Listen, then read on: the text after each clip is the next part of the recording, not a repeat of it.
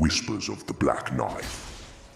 The village of Ordina had no moon that night, only the suffocating weight of darkness, thick as grave soil.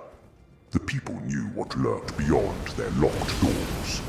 They whispered the name in fear, Black Knife Tiche. She was more than an assassin. She was a shadow, a nightmare made flesh, a whisper in the dark followed by the wet gasp of a soul leaving its husk. When she came, there were no screams, only the soft hiss of a blade slicing through skin and the sickening gurgle of the dying. The first night. The first body was found at dawn, pinned to the church steeple like a grotesque effigy. The corpse had been split from throat to groin, the ribcage forced apart as if something had clawed its way out.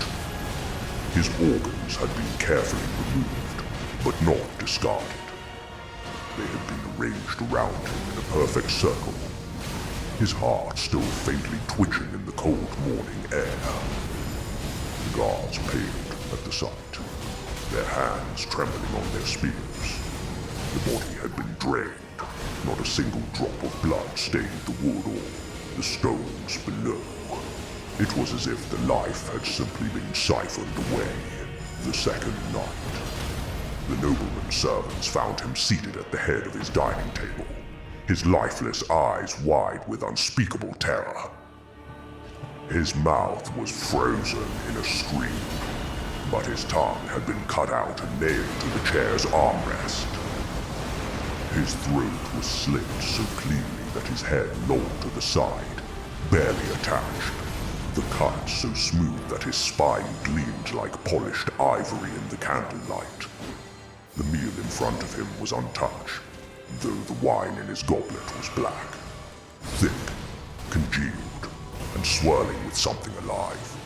No one had heard a thing. The servants had been just outside, but when they checked on him, he was already gone, killed in absolute silence. The third night, the priest died in his own chapel, found kneeling in front of the altar as if in prayer. But there was nothing holy about what had been done to him. His hands were folded neatly before him, but the skin had been peeled from his fingers, leaving only red, glistening muscle and bone. His face had been removed entirely, flayed from the skull with such precision that it could not have been humanly possible. His blood had been used to scrawl a message